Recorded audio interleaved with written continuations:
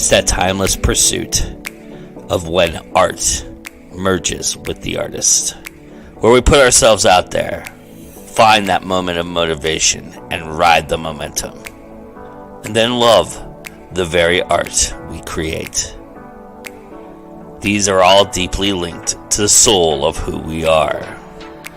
Some say you might be able to measure that, but perhaps it is a blind pursuit.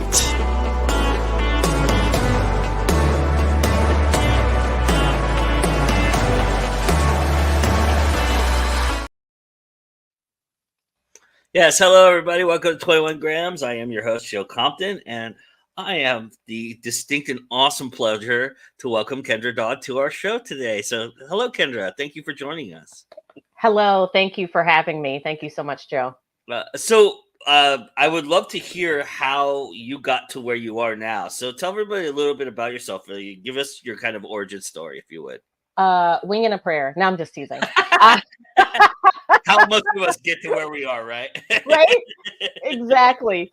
Exactly. So I grew up in the South, right? But I think there's two regions or levels of South. There's the deep South, and then there's like the Carolinas, So I grew up there, and then I grew up in what they call, like, even in the state of South Carolina, is divided. I think the state capital is like in the middle of that small state.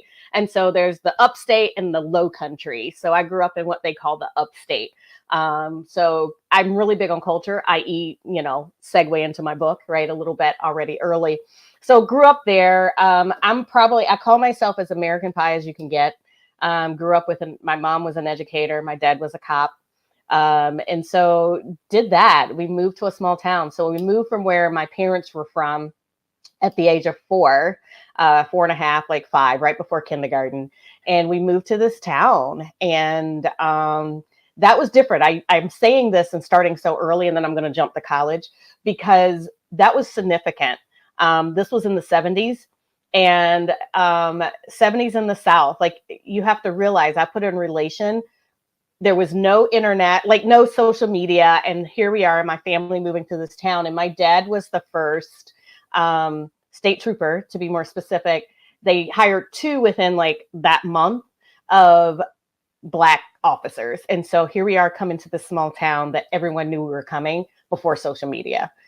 So that was just interesting. I didn't like living in that bubble because people knew who I was regardless in this small town. So grew up there, went to university. But then I really liked what I did, started in human resources and labor relationships. Labor relations was interesting, especially just even being in the South, and just worked my way through there. And then, along the way, met my husband. And then I think what was really cool is then I started on my own. Like, there's certain things about relationships, people in different cultures. I've lived in 7 different states, literally across the US, from North Carolina. I don't even want to count Virginia. Like, I did a little quick Virginia all the way down to Southern Georgia, moved to the West Coast, Washington State, Oregon, Utah, and then back. So I think living in different areas is as important, which got me to writing this book. I live in Minnesota now, so the Midwest. So the only country I haven't lived in, I'm being facetious, is Texas, right? I think that's the next big, change of difference, and maybe Florida. But yeah, that's a little bit about me, like circle of, what my beliefs are and what made me me. That's awesome. I love all that. Yeah. I agree with you. I think moving around does do something to the soul a little bit. I think it does help you get perspective. It also helps you kind of find, where you sit in a lot of respects as well. Yeah. Yeah. Mm-hmm. Yeah. Yeah. Go ahead. Oh, no, go, please. No, you just made me think of today. So I think the student said it best. I've done it. There's someone that knew me. I was doing some work, and they said, how did you get roped into teaching? So I'm teaching a class at a university, and I've done grad school, but never done undergrad. And we worked on an activity that was really, really cool about this concept of culture. And it was probably the most fun. Matter of fact, the students asked, can we do it again? So we did a little bit of it last week, and we did the rest of it this week of just ideas and understanding, and it was active. So it was fun. I'm curious to kind of, talk a little bit about your book in a lot of ways. Um, is there something that somebody could do really easily to become more self-aware? What's the first thing somebody should do? Oh, ask their friends. Now I'm teasing again. You got me in a really good place. I think it's self-awareness, really.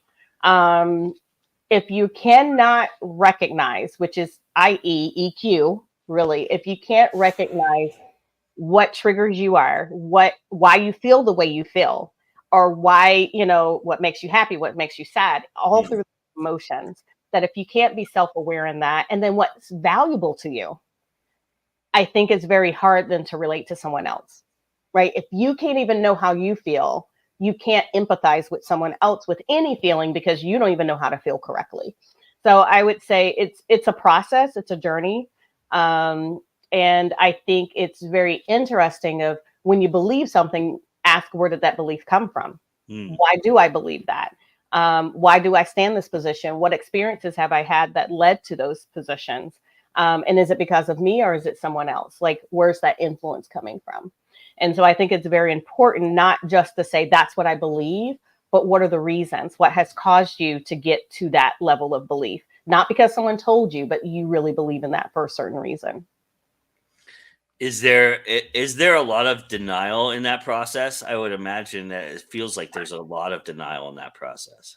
Loads. To the point I changed my entire process over the years. So I've had Mm. my own business now 13 years. Hmm. And I'll tell you, like, even my coaching process, it used to be sessions. Now I do it in length of time and Mm. let that person pick. Even training, I do training in series instead of one bout, because what happens is if you push someone too far out of their comfort of thinking and self-awareness, they start questioning how much of my life is not real and fake. So you Mm. got to go at a steady pace of opening that up and understanding it's a broadening, it's not a section. And so I think that's very hard. So think of a picture frame. So if you think of a picture that's a 16 by 20, Hmm. right? And you have a landscape. And so in this beautiful landscape, so you said California, right? One thing about California being on that side, I lived in the Northwest, you could have water, you can have rocky terrain and mountains, and then all of a sudden you can go to this like greenery, right? It's Hmm. just the terrain can change. So in this 16 by 20, you have that 3 levels of terrain, right? The ocean, rocky terrain to greenery, and like, trees. Let's say you have 3 8 by 10s, and you have one that's over the ocean, one that's over the rocky terrain, and one that's over the greenery. Hmm. So it's not about changing someone's perspective, it's broadening it. And so people think that then they have to change their position, and they really don't. They just have to understand where others come from. Mm. And I think that's eye opening as well. But it's very hard if they were raised a certain way to say, well, what else was mom and dad or grandma, grandpa wrong about, if then I'm changing my position? But it's not a change. You got to realize, what were they living at that time? What were they experiencing at that time? So you don't let go of what you taught. You just also release them to say that's understandable in their time frame, why they believe what they believe. I love all that. And for what it triggered me about was because creative spirits tend to have an auspicious mindset in terms of imposter syndrome and getting in their own way. And do you feel like this process might open that up, or do you feel like this process might hinder that type of healing or that type of thought process? If anything, it should be grace to ourselves, Hmm. right? It should be a healing. Part of healing, you have to go through it, right? In a Hmm. change. So, but in that, on the other side, um, it should feel better, right? It's not good because you're then questioning things that what your belief system is. But really, I think that if you lean into it, right, there's nothing that's by fault and there's nothing that is by bad. Like if you Hmm. are okay I think there's this idea, if I go back to the bad stuff, even in your life, Mm. that, oh my gosh, I'm going back to the bad stuff. No, the good thing is, well, here I am today. And so then there's a celebration. So I think the biggest thing, I will help people, like, I'm not saying I do it, like, how to release things. It's you're releasing of the past, but also you're looking to the future, which is amazing. Which can be scary in itself, though, too. Yes, and that's causes fear, right? Fear itself of not having control. That's a whole story. I think that's the biggest issue with a lot of people, right? Is imposter of not, what can I control the future? And you would have thought the pandemic would have like reset people. Nah, it didn't do that. I know, it probably made people a lot worse because that's all they were with, is all their thoughts all the time. So That's true. Very good point. Very good point. So, it's interesting because if you reflect on that aspect, like the imposter aspect of things, and look at that in this context of working through it and trying to figure that out, it's always going to creep back up. Like you said, the bad things aren't always so bad, but your perspective might shift a little bit in looking at the bad thing. So, with imposter syndrome comes the idea of, I think a lot of people, I'm of the mindset that people are more afraid of success than they are of failure.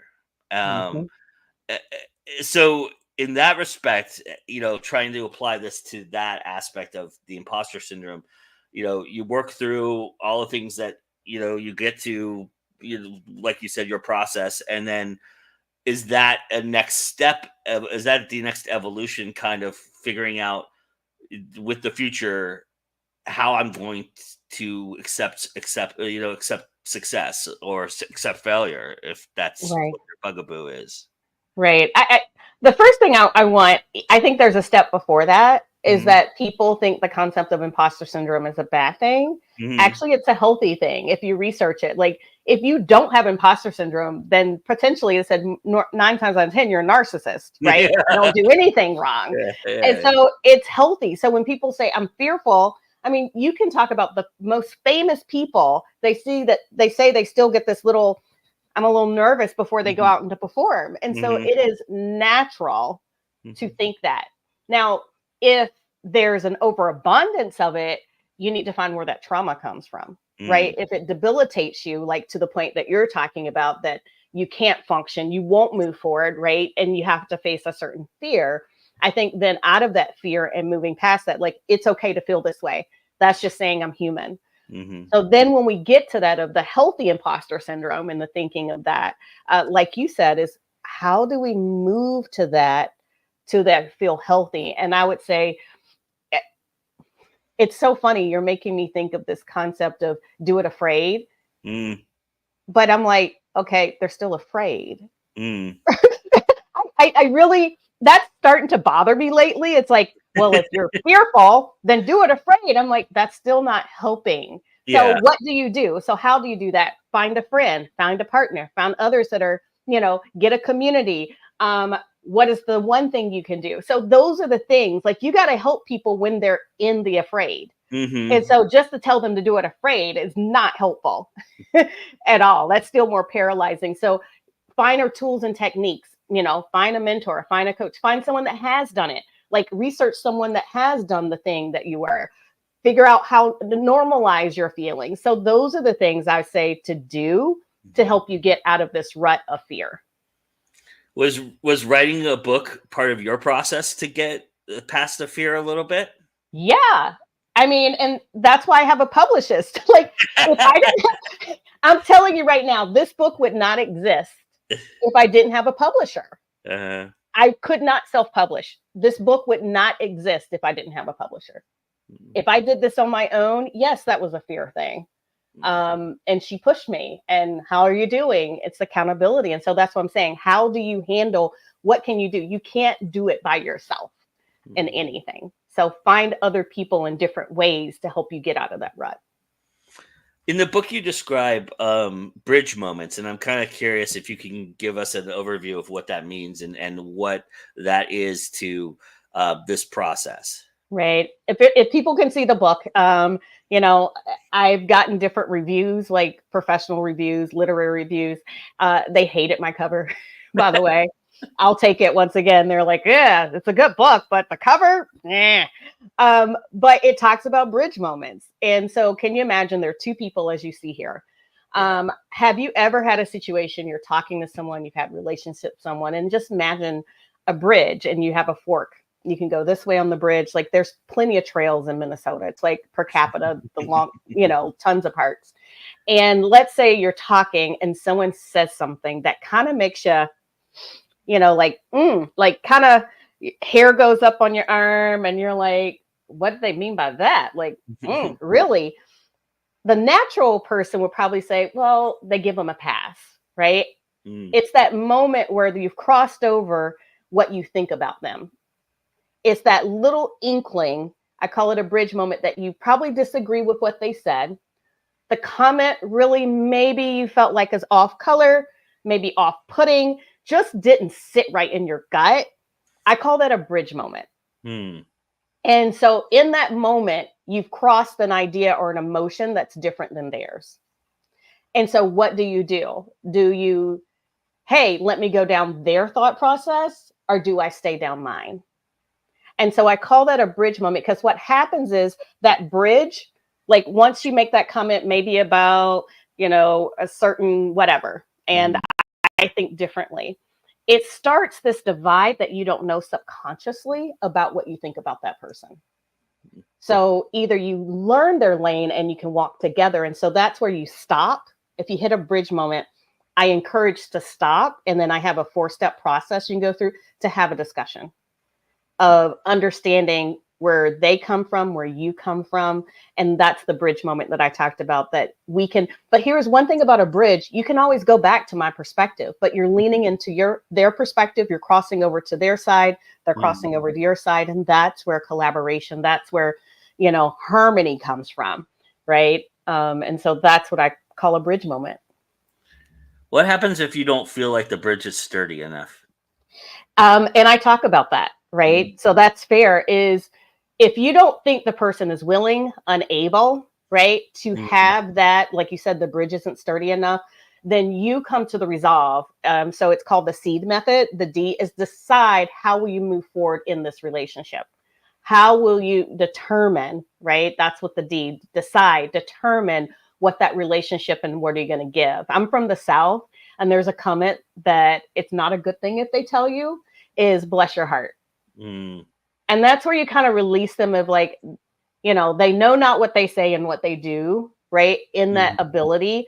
But do I still, what do you decide to move forward? And so you can say, okay, what I call the bless them, bless their heart, that they just don't have the capability or the ability. But you have to then come to agreement of, I will still, do I feel the same about them? Or do I say that no, that they are not the person they are? And I Mm. think it's okay. There's times when you can't do that, that they just don't have the capability or willingness to do it.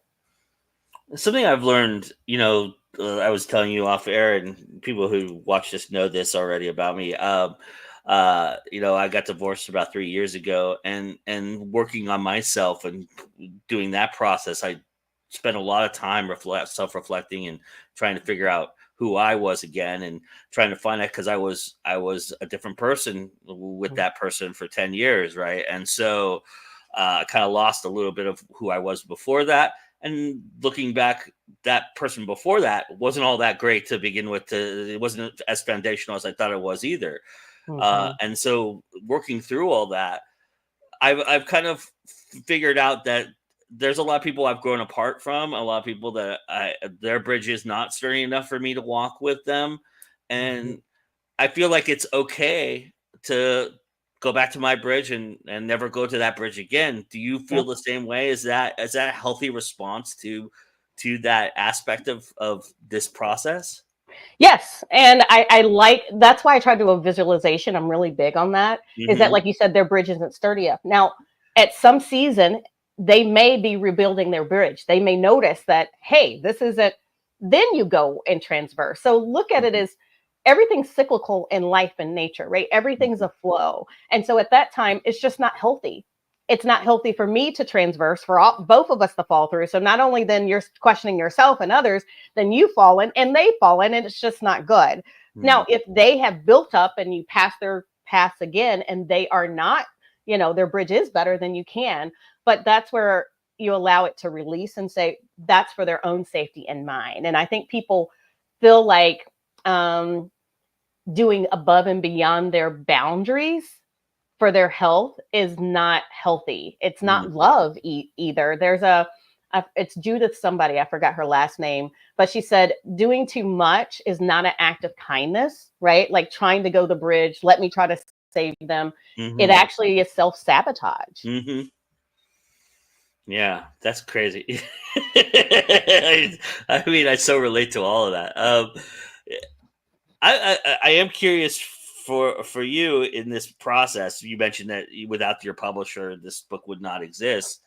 What was your biggest struggle with it? Where did you find the hardest part was to get through this and try and put this out there? Too much. I mean, this book honestly could be 3 books. I mean, that's what my beta readers said. I mean, it's a lot. I mean, if you saw, it was a lot of research. So it's not a book that I'm telling a fiction novel and I'm creating these characters. It's really, through my coaching experience, through my life experiences, through learning certain things to have people that want to be better. That's what I heard people say in my clients. Like, how can I become more self-aware? How can I have better relationships? How can I handle, these bridge moments? That I tout it now, bridge moments, is when is it enough and when is it too much? Like, that was hard for me. I would say the biggest feedback, I can be very heady. Like, I think that, people want to know this. Like, no, they don't, Kendra. Like, is that your years of being a human resources manager? Is that right. what that is? I mean, it's just like, no. And so my perspective is off of what people is interested in. Most people don't want to be self-aware. I'm going to tell you, Joe, the best one I had, and this was way before my book. I had a friend. We were celebrating my birthday and we were partying. We probably had, more than we should have. And my brother was a DJ for years, in a club, and his favorite line was, "Let the liquor tell it." And well, it happened. So we're, out with some friends, having a good time. And we're getting ready to get on the elevator, and she made some comment. I can't even remember what it was. And I was like, well, why do you think that's so? Or what are the reasons? And she's like, F it, Kendra. Sometimes people just want to be ignorant. And this time. I don't want to talk about it. I'm like, and then she probably said a few more stuff, but I'm like, duly noted, right? She probably wouldn't have said it, knowing her personality, if she had not been, had liquid courageousness, right? Consumed to feel that way. And I think most people think, are not that aware and prefer not to be, right? Ignorance is bliss. Yeah. Yeah. And that's unfortunately trickling its way into our everyday climate with political aspirations and things of that nature. So, and the pursuit of wealth over substance kind of idea, but that's a whole other show. What I found very interesting about what you just said, though, is that you seemingly approached this process of writing this book like every person that we know does. Even, I mean, most fiction writers, the way the fiction writers approached it, was that something you thought of, or was that something that your publisher suggested? Why did you go through the process of beta readers and a process that most fiction writers go through, which is I find fascinating? I'm going to tell you, I didn't even know what a beta reader was. It was my publisher. She was like, okay. I'm like, I'm finally done with it. Like, and she was like, and so who are your beta readers? Like, what? Huh? A beta what? Like, I had those fish like at the fair. What? So no, that was honestly, once again, and I'm glad, because I changed a significant portion because of the beta readers. It was too heady in a certain area. And so I'm glad I had that feedback from them. How did you decide who was going to be your beta readers? I wanted every single facet of a person. Nice. I didn't want to be shocked. Yeah. Because people are going to say things like, that's the worst cover ever, you know? So I really had It's really not that bad, honestly. I appreciate it. Thank you. I received that. But I really got every like type of person within a range that I wanted to read it. And so honestly, I'm not surprised of the ones who don't like it or the negative feedback of the book itself. I already knew that from my beta readers, actually, of where that would fall for people. Yeah. It's like you said, people want to be ignorant. So, they sometimes when you call people out like that, it's a tough thing to swallow, right? Yeah. And that was the feedback. My beta reader was like, Kendra, like, now here's the thing. It says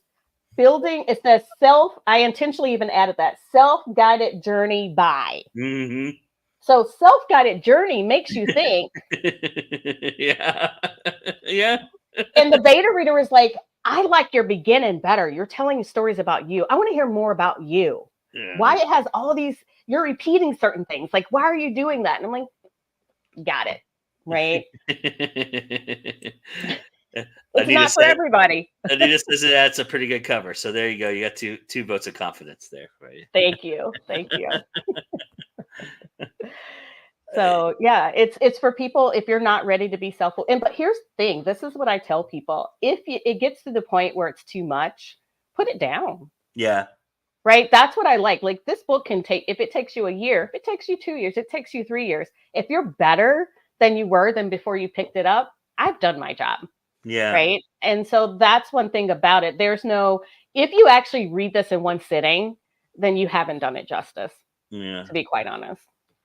So here's the interesting thing about beta readers that I would love to talk to you about, because this is an interesting aspect, because there's some clinical knowledge in this book. There's some tried and true, methods that you perfected and utilized throughout your careers in utilizing this for your human resources background, your talking background, your motivational speaking background, and all of that.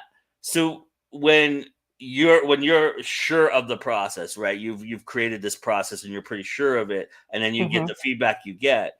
Oftentimes what we say about beta readers in the fiction aspect, which is very true in nonfiction as well. I mean, anytime you're getting feedback, is that you can take what works for you in the process and kind of ignore or set aside or say thank you, be gracious about it, but set it aside what doesn't work, because your material, what you really want to say and how you want to say it. And if it doesn't work for everybody, it doesn't work for everybody. That's just the way it goes. But you don't always have to take everything that is being said to you with the purpose of changing it based on that person's thought process, right? So and utilizing that within the process of, it's kind of like this meta thing that you're doing, right? Because now you have this book about self-realization, and here you are getting feedback about your own self-realizations, right? Right. Yeah. Yep. Absolutely. So I'm curious how you felt about that. Was that a tough thing to go through, or did you feel like that was pretty affirming? That kind of gave you some confidence that you were doing the right thing? I think it did give me confidence in that. At the same time, it just reaffirms what I thought was important or not to me. In that, I grew up in a very, I told you kind of a little bit of my background for purpose. I grew up in a very strict household. I came in a very orderly household. Came from like my uncles. Like I have an uncle that has a Purple Heart. Like I came from understanding that, right? It seems like any male funeral I'm going to have, it's going to have taps and folding flag, 21 salute. Like, so I'm used to hard feedback. I'm used to tough love. And if you don't give it to me, my perspective, then you don't love me enough. Right. So I actually get mad when people don't give me, like, tell me how you feel. Like, if you can't, like, what is it? What I'm not providing the trust for you to tell me. So I had to temper that a little bit, right? And being able to do that. That's awesome. now you're thinking about writing other books, I would assume now, right? Mhm. And moving forward, what did this process teach you that you're going to apply to what you're writing in the future or have been writing? I think the biggest thing, keep it simple. Mm. Really. I got too much in my head too many times. Yeah. Way too many times. It's like this was going to be the last book ever, right? And so I wanted to put everything there. If I was to die tomorrow, keep it simple. It is too much. I mean, even in learning, I don't know, like in training, you have Hmm. micro learning now. Like Hmm. people can only take so much, and so that's why I intentionally say pick it up, put it back down. But the next book is definitely going to be just a lot more streamlined and simple. And is it gonna be a companion, or is it gonna be something different that you're prospecting? I never thought Perspectives would be my first book, to be quite honest. There's tons of other mini books. I thought naturally my next book would be a companion, to be quite honest, but there's something that's been like that's how I got to Perspectives. A Mhm. certain happened. There's another emotion that's happening that it probably won't be. Mm. Because the more and more I'm seeing it and I'm seeing it more and more, it probably will be change management.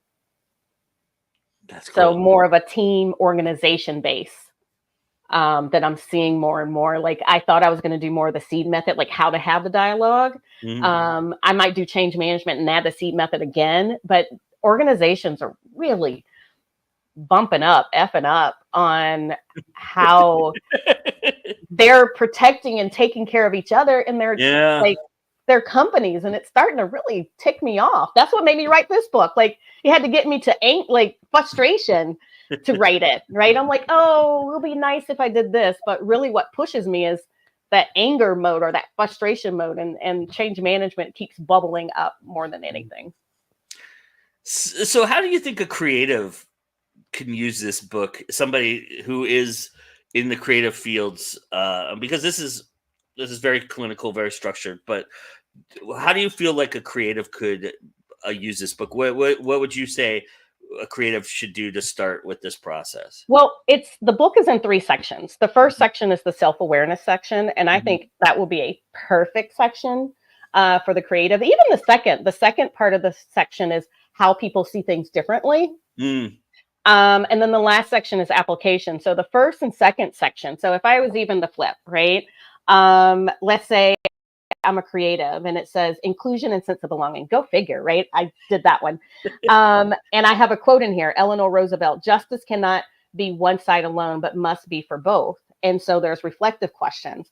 So maybe you're like creative. How do I feel like that? Maybe I'm Mm. doing a Western movie and I'm like, okay, what could the sense of belonging for these characters be or inclusion? So I think it very much helps you build the character, not only for yourself or for others, for creative. So it's very interesting how this is done. I have someone calls this their customer service Bible. Oh yeah, nice.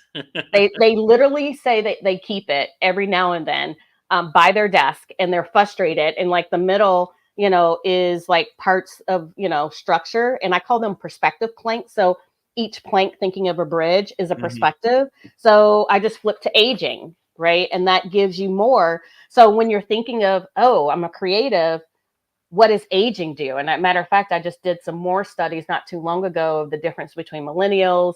I mean, this is the first time ever. So talk about creatives that you can have 5 generations in one workplace. Mhm.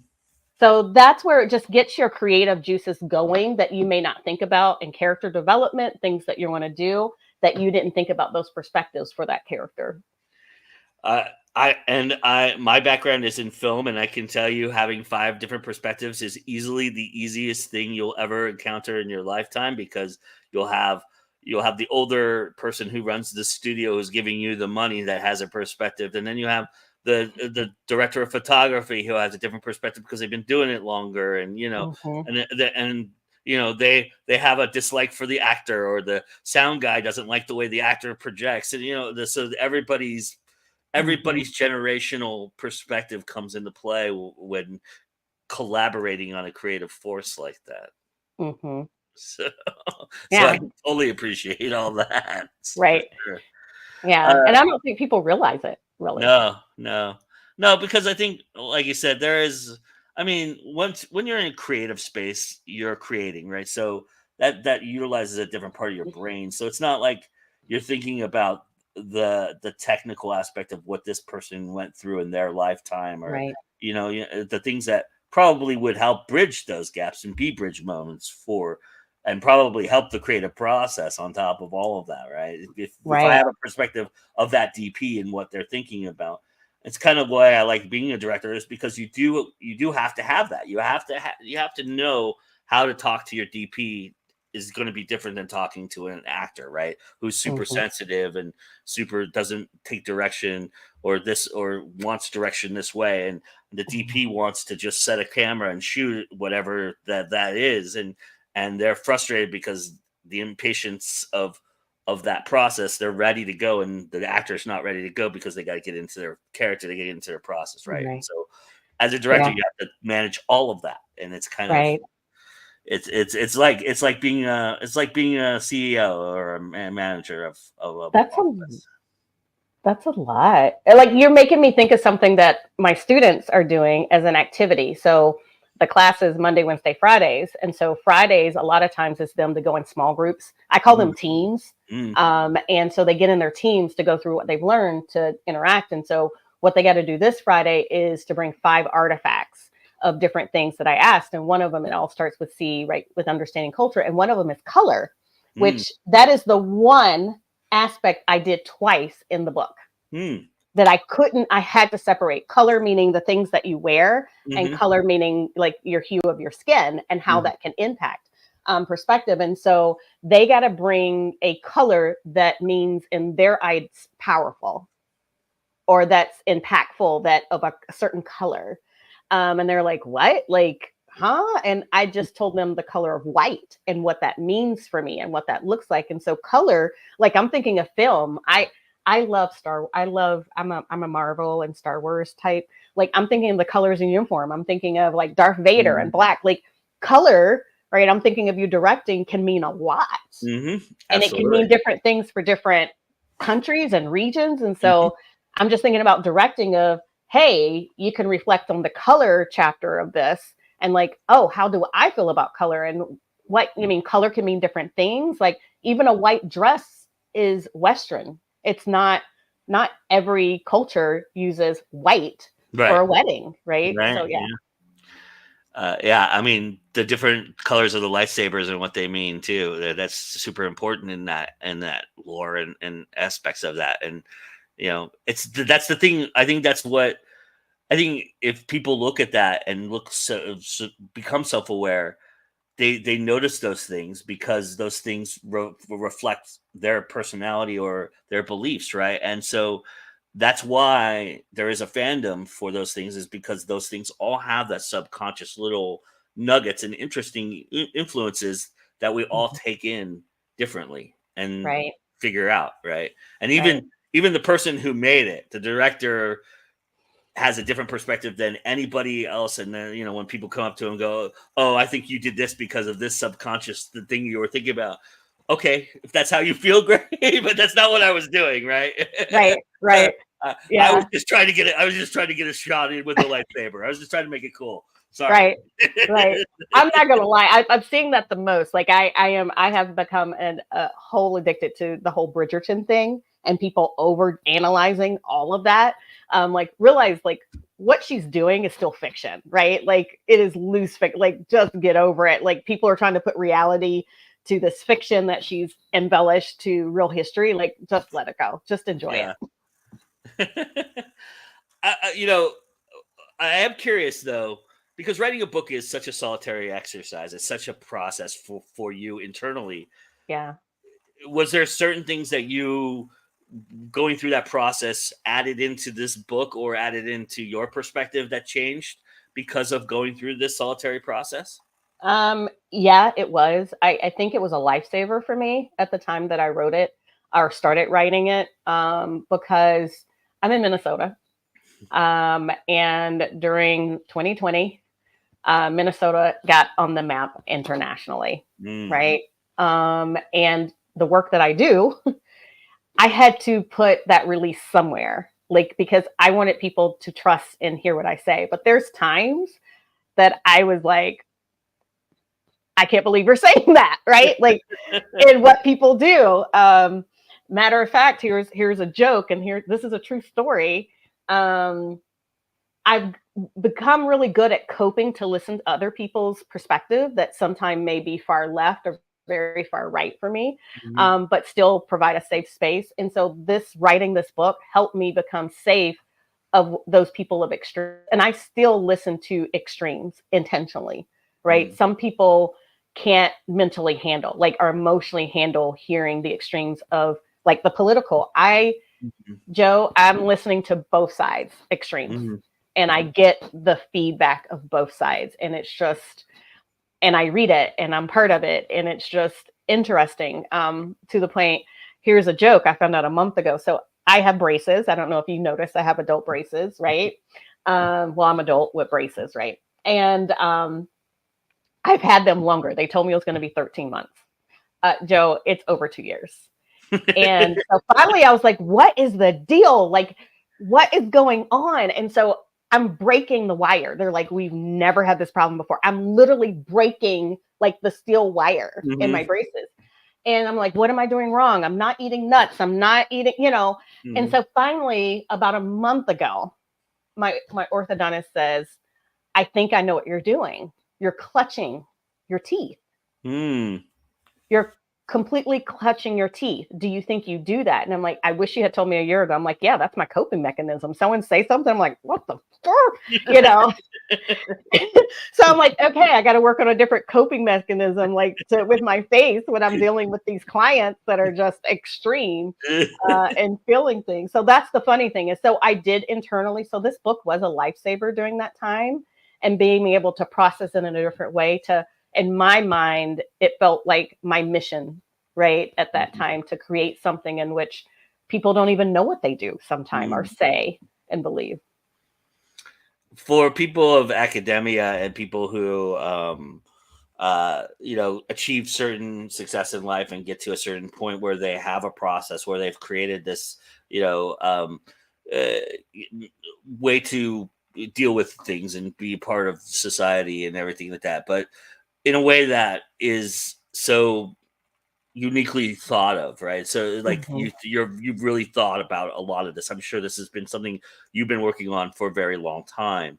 What does it mean to you to call yourself an author because of that? I still got to pinch myself sometime. Like, honestly, it's still like, are they good enough? Like, for the first time, I still, my most base is HR. And I was at a conference, a state conference, where but I dreamed of myself, like, doing a book signing, like I spoke, and they did a book signing, and then I'm in this bookstore, and, people picking, like, visually, like, most of the time, other than my book signing, I don't see people just picking up my book, right? So having this bookstore and seeing people, like, watch it, like, was surreal to me. And that was just a couple of months ago. And I'm honored to be part of that, because that's my imposter syndrome myself, to be quite honest, that I have to get over that. Okay, let me do this again. That's the only way, I think in my mind, I got to do this again. Like, make sure this real. Like, let me just, like, this wasn't a fluke, at a special time, the stars were aligned, so yeah. Do you feel a lot more comfortable writing what you're writing currently than you did when you wrote this, though? Because you had that in your back pocket that you now are an author? Once again, I know what to do when scared. So I will do it scared, but my publisher, speed dial. Nice. So yes, I'm going to do it. I think it will be easier in my head, but you know how life is. You think it's going to be one thing, and it's never what you think. I also know how writing is and creativity is, right? And, right. And we all go through blocks. We all go through moments when, what we write, we look back on it, we reread it, which is, I think, the biggest mistake I make often is when I reread my own stuff and go, oh, this is crap. I got to start over, right? And really, there was probably some really good nuggets in there. But I have this debate with a lot of my author friends. A lot of my author friends keep like a crap folder or a folder of stuff that they deleted and put in that folder. I delete it. It's gone. I don't look back. I don't put anything. I don't save anything or do anything. And for me, that's the catharticism of that process, right? So if I was meant to retain it in my thought process, then it'll come back.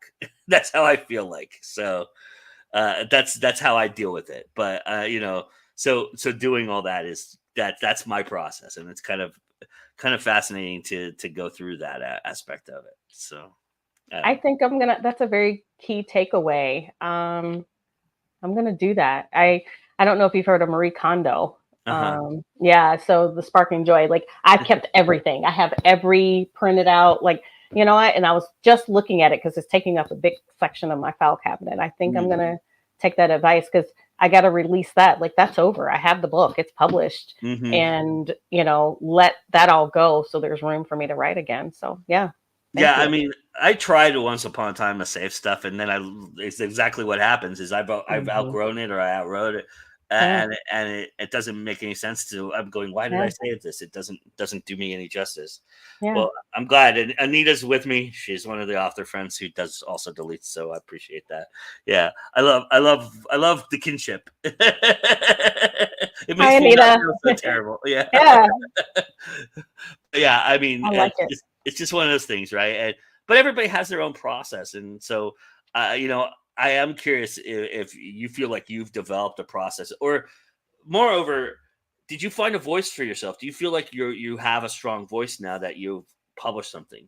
That's funny that you said that. I'm still trying to find it. Mhm. So probably about this summer, sometime this summer, June, I would write every now and then. My clients, I would write newsletters, and so I told myself because I'm ready to write the next book.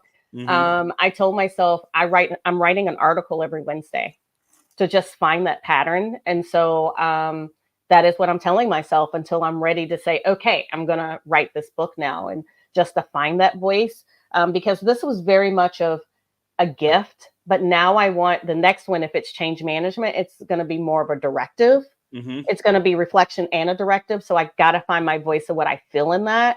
And so to do that, that's kind of shifting.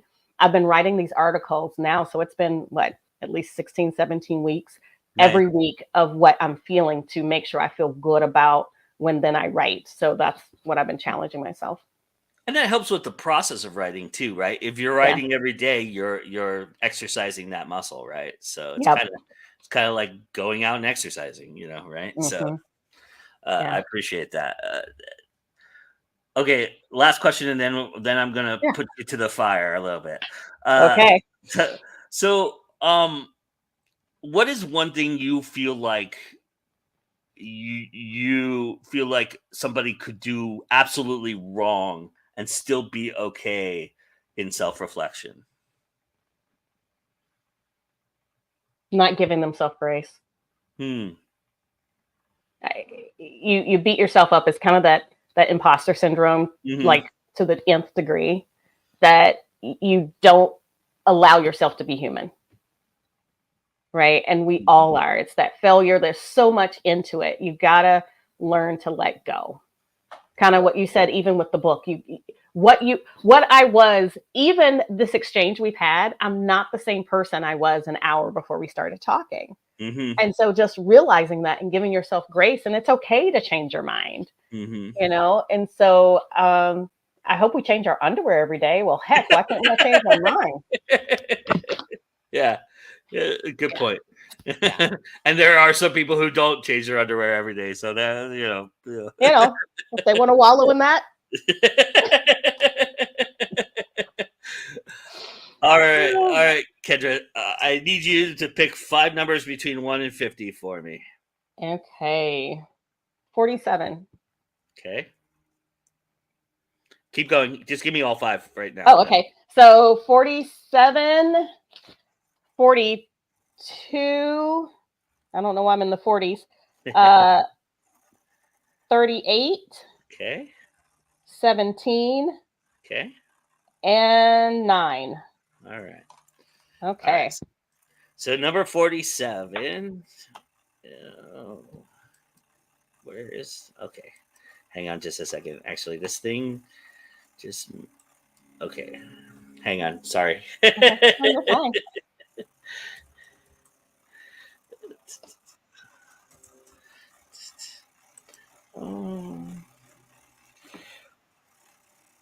What is one piece of advice you would give your future self? That's number 47. Advice I would give my future self? That's a opposite. Usually it's the past. Future.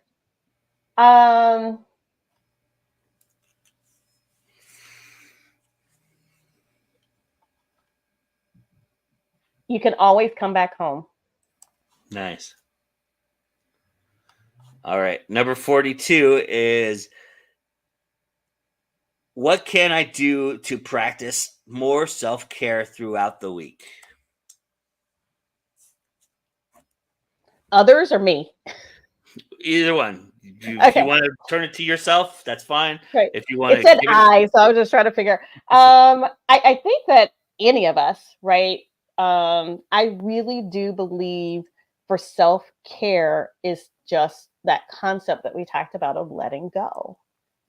I think that's the best thing we can give ourselves. I think people don't act in fear or things because they've been pre-programmed. So like I do coaching, I do career and life coaching, right? And so you're looking for that stop or that speed bump. And so if they say something that, is hindering them from really, living, I'll say, where did you gain that perspective? Why do you feel, where did that come from?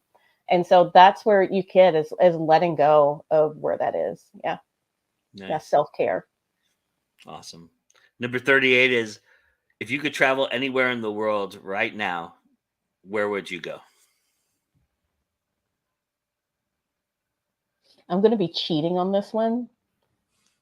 Man, does it have to be one location? Because I'm like, I could go on a cruise right now. Please. No, I don't. There's no parameters. On a boat. There, so you on a boat.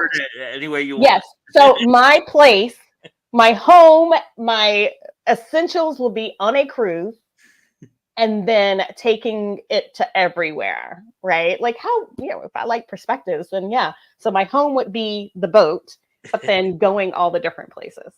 Okay, how long do you feel like you could last on a boat doing that before you go, you know what, I need to be on some land and I need to get off this damn boat? Well, you get off the boat, you land, right? Here's my thing. I do like cruising. So I don't like to be on a cruise ship longer than really 2 days. Uh-huh. Anything longer than 2 days, really a day and a half. So yeah, we have to that would be my threshold, I believe as well. I've never been on a cruise ship, but I believe that would be my threshold. Yeah. So I've never done cruises like 3 days on the boat. No, but yeah. Okay, fair enough. All right. Number 17 is, how can one improve their daily routine? Oh, I got a fire alarm. Oh no. Oh. I think somebody's cooking something in the kitchen up there. So. Oh no. Okay. What was 17 again? Sorry, I can't. Let's see if I can be louder than the fire alarm. Okay. How can one improve their daily routine? Okay. I really believe that people need to get up at least half an hour earlier than what they do. I think, I grew up, like I said, in very military house. Like, you got to plan. If my dad used to say, if you don't have your most important things done by noon, you've wasted your day. And so I still kind of live by that. So I'm an early riser, early to rise, that whole concept. So I think sometime your life could change if you just 30 more minutes of getting up and doing things and doing that thing. Okay. I love that aspect. I'm going to push back on it a little bit. Please do. Yeah. I love that. But for me, the first thing I do when I get up in the morning, when my eyes open and I feel like I'm alert, is and I've been doing this for about 2 years now. I do a 10-minute guided meditation. So I'm still, but I am taking in and breathing and waking up. And that's what I do for how I get up. But I do after that, get up and move around. But right. It's not the moving around. It's just actually waking up. Like, I think there's like, if you want to write that book or that extra thing, if you push back just 30 more minutes, it can change your life. That's what I mean by that. Like, not to do. So it's meditation that's doing something. So my point is that a lot of times your life can change by just 30 minutes. So that's the point that I'm making. I like that. Yeah, I'm my most productive when I first wake up. So Yeah. I feel Yeah. like that's a very Yeah. true statement. Yeah. Okay, I want you to give us the perspective of this. I just lost the question in my head. Uh, Okay. hang on just a second. It takes me a second to pull it up. But I know that I want your perspective, Okay. Kendra's thought on this, Okay. not an overall thought on it. And that is, come on. Number 9 is, Hmm. what steps are you taking to reach your goals?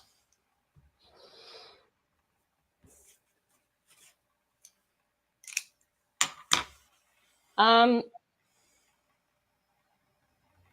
that's interesting. I'm at a stalemate right now, to be quite honest. And Mhm, so, one of the things that helped me is I'm really avid journaler, and I haven't journaled. Like I have like a 3-year journal, and it's the book is 3 years, and so I'm mhm, stalemated. And so the only thing I'm doing is I am still reflecting, right? Like what you do in the mhm, morning, and doing it and giving myself the flexibility of where that flow is. So, to hit my goals and where I am, I'm just trying to find it within the day, mhm, right? It's just one of those where there's so many moving parts going on in my life now.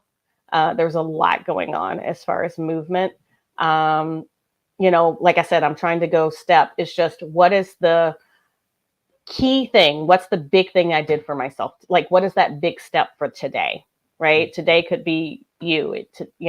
Today could be. So it's just one of my favorite things is that one thing. And so the only thing that can hold me abreast right now, because of everything going on, is what is that one thing today?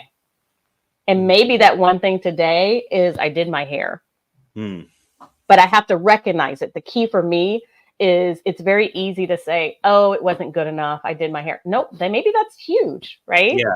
And so it's that, what is that one thing, and forcing myself to identify that one thing. Right. So that's what I'm doing myself to get to that, is building that confidence up. What is that one thing that I can be proud of myself today? I'm curious from your perspective. I know goal setting is important and reaching Hmm. goals is important. But Right. do you feel like it's okay to move the goalposts? Do you feel like it's okay to move the deadline to extend the goal out? Do you feel like that's a healthy response? Absolutely. I think that's called EQ, right? That's that self assessment of, I'm just not healthy right now, right? Mhm, I am really into health. I got in a car wreck in May, and it's driving me crazy. I haven't worked out, mhm, and, I'm gaining weight, and I know myself enough. When I'm back ready, I'll do it, mhm, right? Or if I'm in a funk, if I'm not ready, I'm going to eat that doggone Oreo. And I know that being confident in myself, I'll get back to myself, right? Or if I get too far left or right, I think it's okay to change that goal. I think the biggest thing is, am I healthy? Am I healthy mhm, spiritually? Am I healthy physically, right? For that, am I healthy mentally? Am I healthy in my relationships? So it's that whole coaching. I don't know if you've seen the coaching wheel. It's mhm, like a pie, those segments of your life. Where are you that you're depleted? And then knowing where that deplete is. Like, even when I start with my clients, I ask them before the coaching session starts. It's very simple. On a scale 1 to 10, how are you today?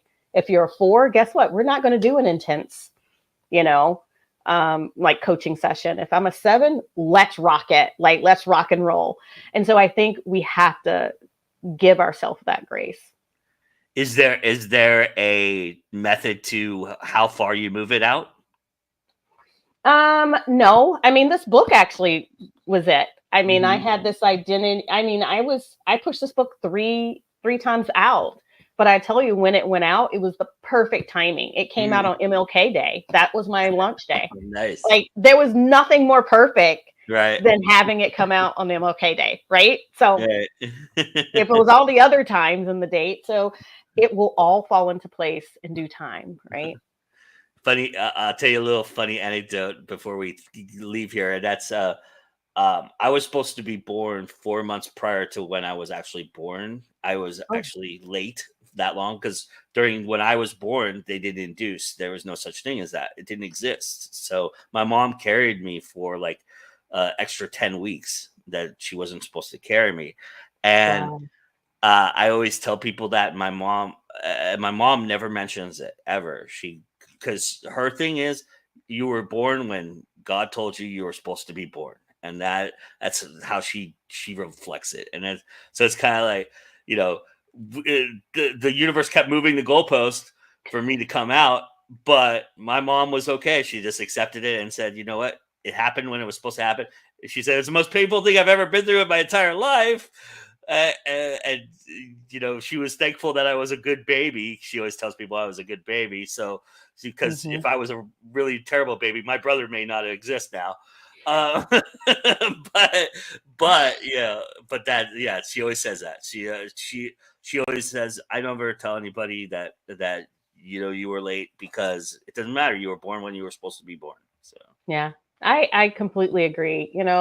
And what life it will give you, whatever that is. I mean, and that's personal. I was told I couldn't have any kids. I have three biologically. Now they're spread out, and it's weird, right? My oldest is a senior in college, my middle is a senior in high school, and then surprise, I have a baby in my 40s. I have a 9-year-old. So everything in due time of what yeah. you think it will be. Yeah, Yes. Well, I'm glad we made this due time, because this was a I fantastic do. conversation. I really appreciate talking to you about this, and you giving us your perspectives, because and your perspectives book, because I think it's fascinating and beautiful. And so thank you so much for doing this. Tell everybody where they can find the book at, and where they can learn more information about you and get in touch with you if they wanted to. Thank you. Thank you for having me. And I got to meet your mom. Like, I am not that patient. 10 weeks. Oh my gosh. She is an angel and a saint. Yeah. Um, I like it.